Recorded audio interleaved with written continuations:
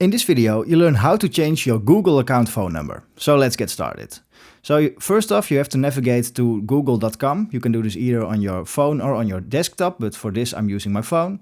So you have to go to the top right and click on your profile picture. Then right here you have to go down a bit and go to the bottom left and click on More Settings. So once you're right here, you have to scroll down again a little bit to click on Google Account Settings in the bottom left. So once you're here, you have to go to the top and click on Personal Info.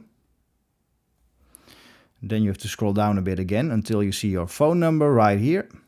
Click on it. And you have to click on it again. Then you have a little pencil in the top right. You have to click on it to change it.